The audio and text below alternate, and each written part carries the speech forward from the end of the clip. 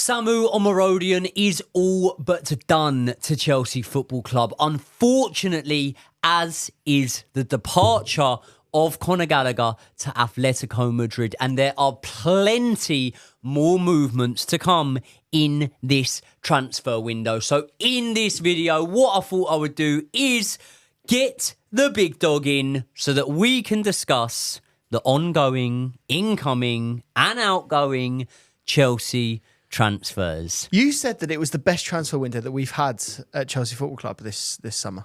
That is a load of bollocks. You're not excited about Samu, hey? It's not so much that I'm not excited about him. You're not, but mate. like anything, we don't really know much about him. However, I didn't really know much about Nicholas Jackson. You didn't. And So he looked there you all right. go. And he came in and he looked pretty good. He only missed 5 open goals last season. 5 or 6. Yeah. Who's counting? Who's counting? Who's counting? But obviously, Samu does... I'm going to shorten it to Samu, a bit easier for me to say. Well, he's asked you because you're in contact quite often, actually. Yes. Yeah. He said best mates. We have been. Bezzy's BM for us. Yeah. Are you closer friends with him or Joe Oh, well, I mean, they're both going to be watching and they'll probably both be on tenterhooks right now waiting for an answer. So tune in next time, I'll let you know. But no, Samu. So traditionally, he plays a lot more like a traditional number 9, doesn't he? Yeah. And obviously that is one of the things that we've sort of had to navigate, and I don't want to say had a problem with, but we've sort of had to work our way around, you know. We've experimented with having Christopher Nkunku in the number 9, in the false 9, some would say. Yeah. It hasn't been awful. It hasn't been great. We've done the same thing with Cole Palmer. I think with both of those players, what you could say is that their ability and their vision is wasted being that close to goal, okay? So, for last season, our first choice number 9 was Nicholas Jackson. Now, Nicholas Jackson's numbers were impressive. I don't care about whether he missed open goals and things like that or not. His numbers for a 21-year-old, is he? He might be 22 now. Debut season in the Premier League, I think very, very impressive, despite the fact he did have some horror show moments. But he also converted a lot of chances that you wouldn't. So that's why I call him the Enigma. However, clearly, Clear Lake and possibly Enzo Maresca, if he's making the decisions, I don't know whether he is. Maybe we'll chat about that. Yeah. Clearly, they've identified that area and thought, right, we need someone else in there. Hopefully it's that. Hopefully it's not just, we're buying him for 35 million and because of transfer inflation and the fact he might get a few minutes and he's playing for a big club, he might then go for 45 million in a year or two and we make 10 million profit. That's probably the most likely scenario. But if he is to come in and start, I would even make a case to say he's a more conventional number 9 than Nicholas Jackson, because obviously the hot run of form that Nicholas Jackson ended his spell at Valencia. Was it Valencia? It was Villarreal, sorry. Villarreal, yeah. That sort of hot run at form at Villarreal saw him move into the number 9 position from the left wing, and I think he got something like 10 goals in 11 games or something like that. Yeah. But it's the first time, really, since Tammy, I would say, that we've signed a number 9 who comes in and does a number 9's job, wants to play like a number 9 plays. You look at the heat maps positionally, very much a traditional number 9. Now, when we've signed traditional number 9s for Chelsea Football Club, it's been very much hit and miss, and it's been way more miss than it has hit. But when it hits, my God, does it hit. How many times have we signed like an 80 million striker, 70 million striker, coming with all of this sort of like fanfare and expectation, and then they've never done it for Chelsea? We've seen it with Lukaku, Torres. We could keep on going, couldn't we? There's so many other. There's one that tops all of that. Come. Right? Because I was having a little look at the football inflation list the other day. Very interesting. And the football fees, if you... Can I guess the one you're going to say? Go on. Is it Shevchenko? We actually signed someone with inflation that we'd have paid more than Shevchenko. Wasn't Shevchenko with inflation about 200 odd million quid? I think he was saying like 180. I could be wrong. That's mad. You could look it up. I could be wrong. Was it 30 odd million at the time? Shevchenko was something like 35 million in 2006. Yeah. So, yeah. But we spent 28 million in 2003. Yeah. So 3 years earlier, we spent, 6 million or so less, 7 million or so less. Yeah. So I would think. Oh, I know who it is. Is it Crespo? Hernan Crespo. Yeah. Hernan Crespo. He came with such a pedigree, though, didn't he? And those flowing locks, you knew he was going to be good. He had some good moments. You know what the mad thing is as well, right? So obviously we know that in a footballing sense, these lot are. I'm not going to say what I was going to say. Basically, they love kids. They love kids, right? Clear Lake love kids. They like to buy young. Anything over the age of 25 for them is like, oh no. They are the Leonardo DiCaprio of club owners. Great actor. Yeah. Great actor. Favourite Leonardo DiCaprio movie? Do you know my least favourite is The Revenant? I've not watched it, but I've heard he does something a bit naughty with a bear. It was crap. Really? That was absolute crap. Really? Best one. You got to say Titanic is up there, isn't it? I watched Titanic on the plane on the way back from LA. Yeah. Yeah, I know this. That's Love what I meant Titanic. to say. Yeah, Absolutely love Titanic. But what would yours be? Well, it is Titanic. Yeah. But I would say very honourable mentions would be, and I reckon you haven't watched a few of these. Basketball Diaries, you ever watch that? I've never watched great that, film. no. Basketball Diaries is a great film. You need to watch that. He's a good basketball player, but at the same time, he likes a bit of the old D-rugs. Oh, okay. Interesting. I see. Yeah, very good. Good movie. This Boy's Life. Leonardo DiCaprio. You're naming films that don't exist. You what? Can you just promise me saying you don't need to do it tonight? You don't need to do it whenever. Can you promise I'll do it right me now if you want. that you and the missus will sit down and watch This Boy's Life? Okay. Okay. I promise you. Now this is going to make it even more appealing to you. Sell it to me. I'm going to sell it to you right now. This Boy's Life has a young Leonardo DiCaprio long before he had been in Titanic, right? And he basically moves in with an evil stepdad who gets with his mother, and this stepdad just abuses him, and not in that way, but still beats him up and stuff like that. Yeah. Who is the stepdad? So it's not a rom-com. It's far from a rom-com. Who's the stepdad? Kevin Spacey. If it was that sort of abuse, I'm sure they would cast Kevin Spacey because he always seems to play one of them, doesn't he? No. I don't know. Tell me. Robert De Niro. Is it? Yeah. Oh, wow. Yeah, Robert De Niro. That's a his good stepdad. cast. Unreal. Yeah. That's a very good cast. Yeah. There you go. And then honourable mention would be The Departed. I love Catch The Me If You Departed. Can. Catch Me If You Can was classic. Do you know what I love The Wolf of Wall Street as well? Oh, he does Tom Hanks. He does Tom Hanks. The scene where he's peeling the sticker off of the plane and puts it on the check. Ledge. So good. What's the speech about churning the mouse fell into the butter? He churned it into cream. I was like, what? Turn that cream into butter. I can't remember. Go on, you can do it. You can do it. It is a great film. You can do that. So from Leonardo DiCaprio to Samu, big Samu. Do you think that he will come in and be a first team starter, or do you think both Samu and Mark Gu, and potentially if we don't move on, David Datro Fofana and whoever else, will very firmly be behind Nicholas Jackson? Well, this is the thing. So I looked at his record last season: 34 matches, 8 goals total in the Liga. Wasn't good enough to get into the Atletico Madrid first team, so ended up going out on loan, playing at Alaves, I think it was. Well, you say he wasn't good enough. Well, you say he wasn't good enough. You say he wasn't didn't good get enough. in the squad. You say he wasn't good enough. He was at Granada, was it? I think it was at Alaves. I think his team. That he was at. Before Atletico signed. Yeah. Sorry, Granada. Yeah. Right. Came on, scored a good goal against Atletico Madrid. Yeah. And they said, that's all we need to see. That's it, done. Let's have him. How many times have we seen that? Yeah.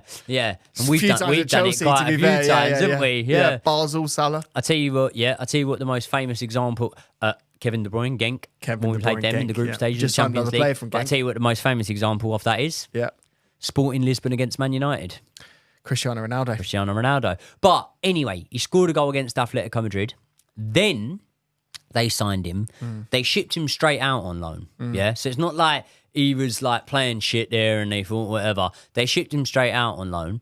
And the numbers you read out, okay, they aren't like mouth-watering numbers. However, I don't think he played 34 games. I think it was 28 games, wasn't it? According to the stats I have, it was 34. Yeah. Might be 28 starts. I'm not sure.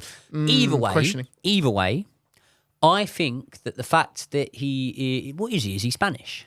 Yes, he is I think Spanish. he He's is, with yeah? the Spanish Olympics Okay. team right now. Cool. So I think the fact that he's Spanish, he's playing in the Liga, obviously not for one of the bigger sides or whatever, and he hasn't got the sort of English bias around him, means that we've got him at 35 million. Now, a lot of people, right, there was a price tag put on him of 70 million, wasn't there? So we've basically got him for half price. Classic But at the same time, is Yeah. that half price or is that the fair price? And they were just trying to pull our pants down. But can I just tell you something?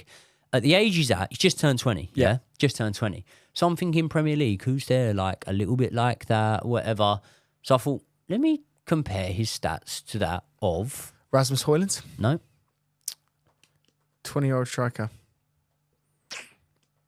This 20-year-old striker was quoted, apparently they wanted 100 million for him. Apparently Chelsea were looking at him. I was going to say Solanke, but he's way older. I don't know. Do you know why you can't think of who it is? Who is it? Because it was hot. Oh, is it John Duran? No, because it was hot air, mate. It was hot air. And I've said this. Maybe you'll go and prove me wrong next season. But I'm just going to say it now. Samu's numbers are better than Evan Ferguson's. Evan Ferguson. There's so much hype about Evan Ferguson. To be fair to him, he was injured for the entirety of last season, pretty much. He had a big injury. That's why he didn't play a lot. No, he had about the same amount of minutes. He had a lot. He had an injury. What site are you getting your stats He had off? injuries. Because, He had he an might have injury had last injuries, season. but they said played about the same amount of minutes, didn't they?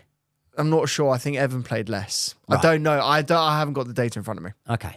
Talk to me about Samu. Yeah. I think it's interesting that we signed this guy because all of the rumours that I'm hearing right now is that we're still, even when we've signed Samu, we're still in for another striker, which is very revealing in itself in that we're going to go into the season with 3 strikers and those 3 don't include Mark Gue. So they've obviously signed him for the future and they're going to loan Mark Gue out. I think that's very, very clear now, especially if Samu comes in and we sign another striker. What I find interesting about this is Samu will be the third choice striker. Do you not think? Like if we have Nicholas Jackson, a player of Osimhen's level, for example, if we end up getting him, and Samu, it's quite clear who's going to be the first choice. If Osimhen does end up coming in, which I think is a big if right now, there's no guarantees on that. He still wants a crazy amount of money. And also, it's going to be a very difficult deal to do. Still, even now, we're dealing with Napoli. Napoli are probably the hardest negotiators in the entirety of European football, to be fair, actually. And we've still got to try and offload them Romelu Lukaku, and they don't want to pay the Romelu Lukaku fee. So it's not going to be easy. There's a real domino effect going on. There's a lot, this. and also they want a lot of our players, don't they? Predicting it to go down to because they want Kepa and Romelu Lukaku apparently. Napoli. And how much are we going to have to pay them to take Kepa and Romelu Lukaku? No, I think they're going to have to pay us. They're going to pay us. Well, they're going to pay us because of how good those players are. I thought it'd be a thing of like, take Kepa and take Rom, and we'll give you 20 mil. Romelu Lukaku, £50 million player. Yeah. Kepa, £60 million player easily. So they should give us, 20 million? And we sell them a hotel as well. Yeah. Just quickly, we're going to give them a lot of money. Quickly, you know what I was doing there. You know I was on the old thing. Yeah. Evan Ferguson played 28 games for Brighton last season. How many minutes? Don't matter. Don't worry about the minutes. Don't worry about the minutes. He did fuck all, didn't he? Yeah? He did fuck all. And he scored, 5-6 goals or something like that? What do they see in Evan Ferguson is the question. Because there must be something in the data that everyone sees. Because Brighton are very keen to hang on to him. Liverpool, Man United, I think we're interested in him as well as us. There must be something in it. There must be something you and I aren't seeing. No. I can see it. Can I tell you what he is? Come. I feel really bad saying this because a few times on the channel, I really love this person. A few times on the channel I've spoken, it comes across like I'm slagging him off or whatever, and I really don't mean to do that, but Evan Ferguson's just pre-injury bro, isn't he? That's a joke. Bit of a specimen. I think that's harsh on Ferguson. Bit of a specimen. I love Broja, and I think Broja's going to have a good career. I think the injury is really, really hampered his development. It's done him. Really hampered it. And I do think Evan Ferguson's had an injury as well, so he might not live up to his potential either. So you obviously said about Evan Ferguson being injured a lot last season. Yeah. Samu's stats this season were better than Evan Ferguson's stats from the previous season and the previous season. And that's when he was getting plaudits and getting linked with all them clubs. Yeah. So all I'm saying, if his name was Sammy, I don't know. Aveste? Nah, that sounds too foreign. You could be Italian. Yeah, like O'Brien. You could be Italian. No, yeah. Just Smith. If you use Sammy Smith, I reckon we're paying 70, 80 million for this kid. Yeah. But again, I'm not going to claim to have watched every bit of insight. I've done what everyone does, you know. I've watched the little tactical things. This is why Chelsea have signed Samu. I've watched the highlights. Yeah. I've actually watched extended highlights of some of the games that he played in. I watched the game where he scored against Atletico Madrid. Did you see that goal that he did where he took it around the goalkeeper and then smacked it in from probably one of the weirdest angles I've ever seen a goal I've go seen in? every goal he scored. That goal alone, which I isn't probably hard, would have there's signed only him. about 9 of them. That goal alone, I would have signed him for 35 million. That goal was insane. If you haven't seen it, he takes it around the goalkeeper, slaps it with his right foot, top left-hand corner, smacks it. Yeah. The technique so the pace to win the ball back, the technique to beat the goalkeeper, and then the technique on the shot. You know what they needed? You know what they needed in that moment? Go on. Benoit Badiashile tracking back on the line. Benoit Badiashile's tracking, I would say, is his best quality. Because Benoit It's a joke. Badiashile would have definitely cleared that. I would drop him. Can we just for the say? start of the season. Can we just speak about that? Yeah. How fucking bad was that so from Benoit bad. Badiashile? Do you know what I saw? I saw a clip the other day of a clip where Thiago Silva did a challenge. I've seen it. Thiago Silva ran back from, I would say, probably 30 yards behind where Badiashile was. Almost won the bicycle ball. kicked Yeah, it, didn't almost he? bicycle kicks it. And then celebrated it like a goal. And that's why I fucking love literally, that, man. I don't even think it was walking pace. I think it was actually slower than walking pace. Mate, for me, that is Benoit Badiashile done for the start of the season. He wouldn't be near my team. gran is quicker. So true. And she's dead. But if I was Jorgensen as well, was it Jorgensen in goal at that point? I think it was. If I was Jorgensen, I'd be fucking fuming at Benoit Badiashile. I also do think Jorgensen could have done a little bit better. I think Jorgensen could have done a little bit better, but also like The that's blame an lies audition. to But Badiashile. this is an audition for Badiashile. For me, I'm putting Disasi above Badiashile right now in terms of my ordering of the centre backs. Do you know, and this probably shows the low that we've sort of gone to here, that we're going, oh, he could be one, and we're literally just saying it because he hasn't done anything bad, because he hasn't been on the pitch. But, you know, I've said it time in, time out, like, Antonio Rudiger did not have a good first season at Chelsea Football Club, and I sort of looked at him and thought, I don't think he's going to be any good.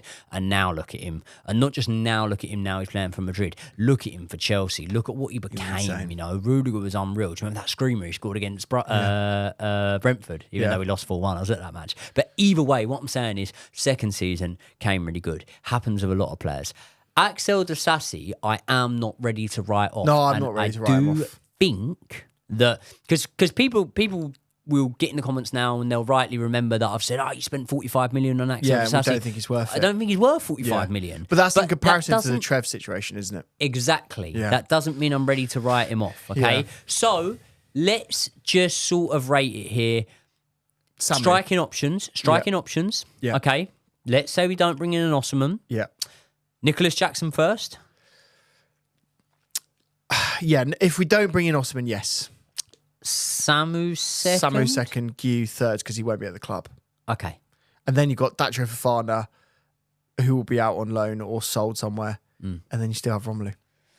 Yeah, we need to get rid of Romelu. We need to get rid of Romelu. So what do you think, if you were given percentage chances, your gut instinct, what is your percentage that we end up seeing Victor Osimhen at Stamford Bridge? I do think that he's the next big transfer that will happen. Let me just tell you, if they had the same sort of mindset that they had in their opening sort of couple of months at the club, when the Osimhen deal came up and was an available deal, they would have took that. Yeah. And it might have something to do with Paul Jewell's son coming in, Sam Jewell coming into the club and sort of saying to them, look, let's not go that route. He's very or whatever. forward-facing, Sam is. Yeah. I think there's a mitigating factor in this deal, and I think it's telling the deal that we've just done with Samu and Gallagher, in that there was a player being exchanged effectively. Do you remember back in the day we would have players that would literally just be swapped? Yep. And with PSR in the situation that we're in now, that will never happen again, because you need the money to go both ways. It's amortized over a long contract and everyone looks good.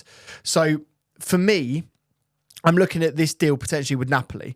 If they are interested in Lukaku, that's effectively a saving of 35 million. Think about it. You're getting rid of his wages.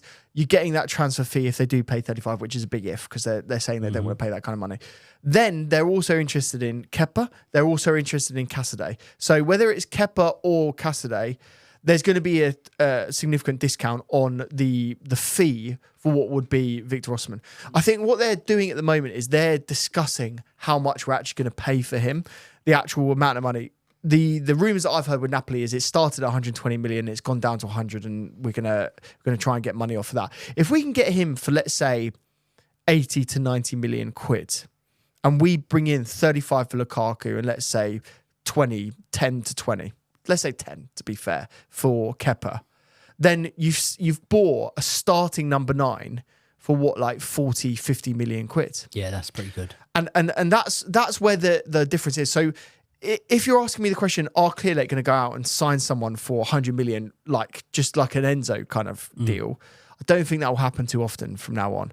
But if it's a player exchange, I think there is likelihood that it will happen. And that's the big difference with the PSG deal. To exchange, it's us. It's Chelsea. And this is the difference with the PSG deal. The PSG deal, they'll put money up front and they'll probably pay a bit more.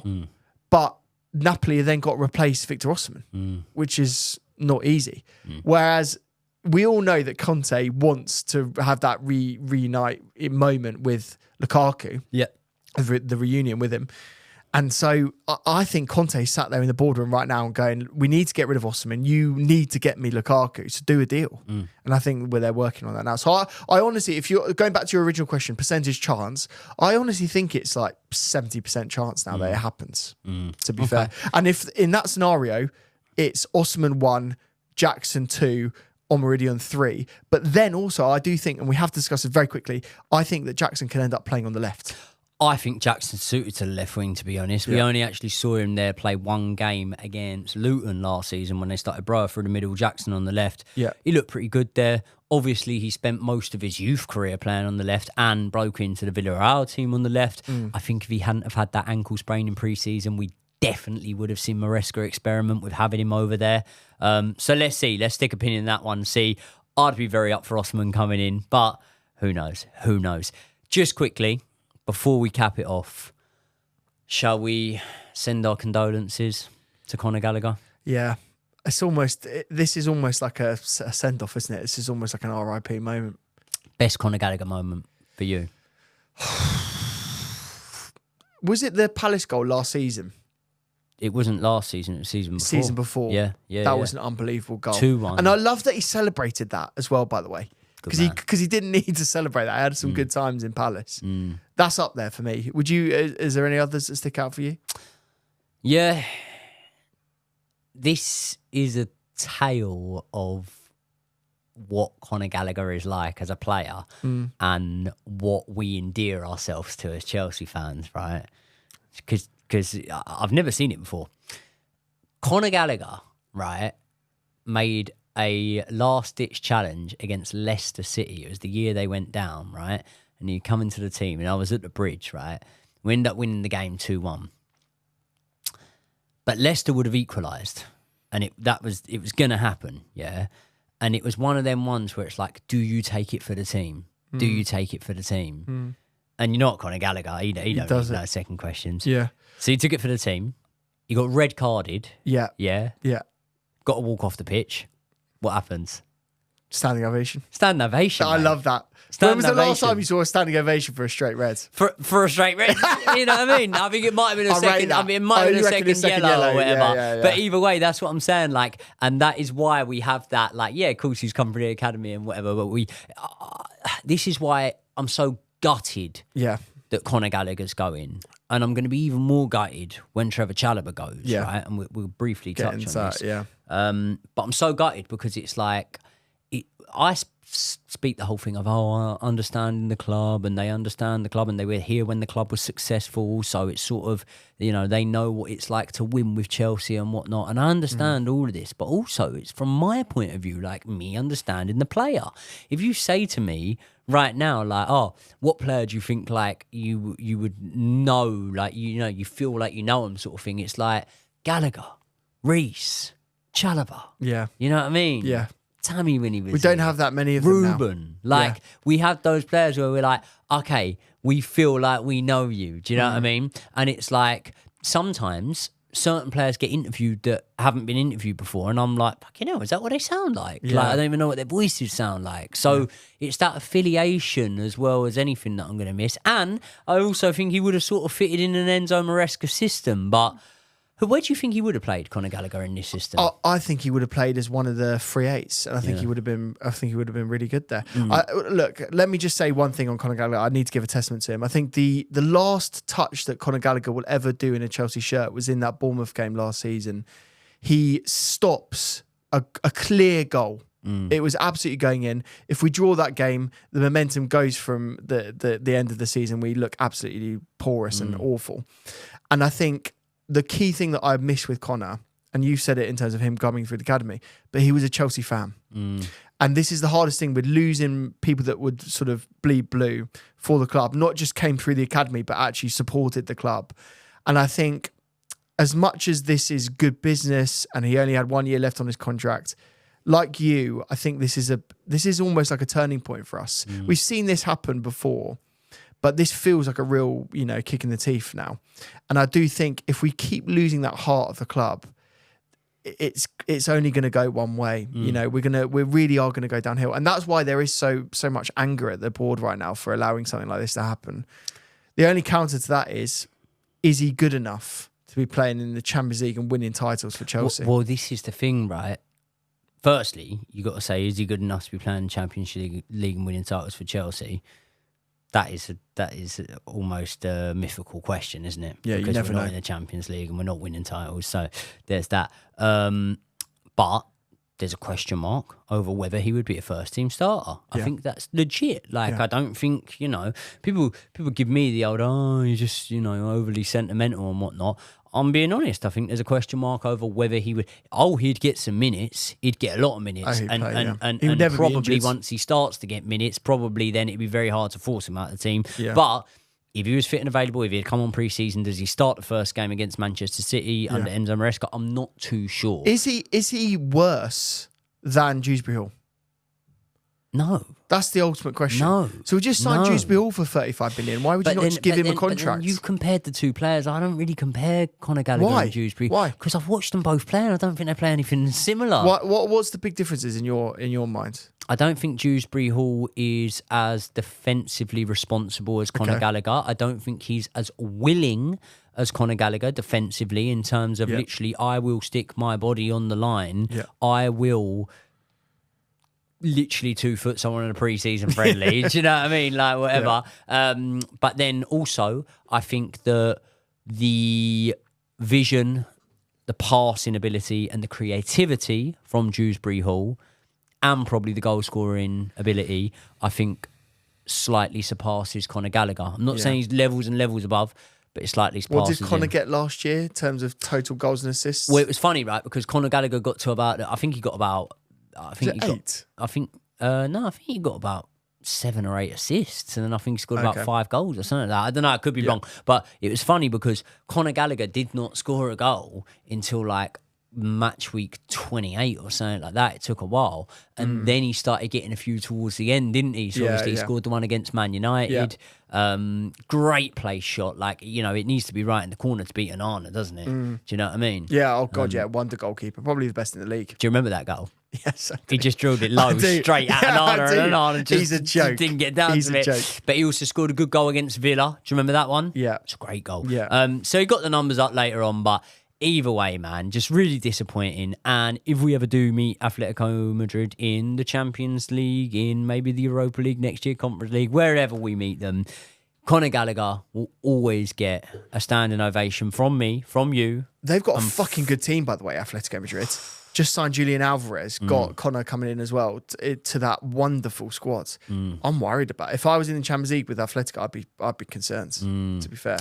I think they're finished by Barcelona this season. I think that's entirely likely. Look, especially when you look at the youngsters that Barcelona are going to have to put in their team. They're going to have to sell a lot of players as well, Barcelona. They're fucked financially. Yeah. Fucked. But we all know who's winning it. Yeah. It's going to be Madrid, quite isn't simple, it? yeah. It's going to be Madrid. Apparently that Mbappe fella's quite good. So. Yeah, I've heard. Yeah. I've yeah. heard. Trevoh Chalobah, obviously, hasn't departed just yet. So I think what we'll do, I think everyone knows our feelings on this. We don't want to see Trev go. 25 and mil. when we speak about the importance of Conor Gallagher. There was that sort of question mark there, wasn't there? There was that sort of question mark. Trevoh Chalobah, when we talk about speed of defenders and the fact that we're playing a little bit of a high line, playing a three at the back, which Trevoh Chalobah is very, very capable of doing. He's shown it throughout the years. Brilliant player for Chelsea Football Club. We didn't lose a game once he came back into the team last season. Also, our third quickest defender behind Oni, Gusto and Tosin Adarabioyo. Trevoh Chalobah would fit seamlessly into this team and would improve this team massively. And that's the thing there. As much as I don't want this to sound at all negative against Conor Gallagher, I can't wholeheartedly or definitively say, yes, he definitely improves this Chelsea 11, right? I'm not saying he doesn't. And I think I'd lean towards, he does, but I can't definitively say it because we've got some stacked talent up the pitch. When it comes to defence, we're a little bit lacklustre. And what I'm telling you now is Trevoh Chalobah 1,000,000% improves our defence. So the sale of Trevoh Chalobah is an absolute disgrace. But we will break it down more if and when it happens. But as for now, tell you what we're about to do, Josh. We're about to head over to your channel and record a video for your channel. Oh, yeah. And your channel is linked in the description to this video. Also linked in the description, by the way, is our personal link to the Chelsea Megastore where you can go and buy one of those beauties. They've got a couple of kits out now as well, haven't they? They got the white I've heard kit. You might be getting one very soon, actually, to be honest let's with you. hope so. Let's hope so. So we've got a couple of nice kits. Obviously, you get anything off there as well. You can get mugs, you can get memorabilia, you Pyjamas. can get... You can't get pyjamas. Oh, yes, you can. Oh, my God. Training gear. That Wear the pyjamas for the training gear. That news does not come any better. Well, no, hold on. What sort of PJ? What do you wear in bed? Just asking for a friend. What do I wear in bed? I mean, I know the answer, but usually 2 or 3 Colombian women on top of me. Nah, joking. Love you, Ren. No. I'm a nude sleeper. Okay, fair enough. I don't wear nothing in bed. Yeah, fair enough. But if I was going to, I'd wear Chelsea pyjamas bought from the Megastore. By the way, 10% off, linked in the description. I will see you all in the next one.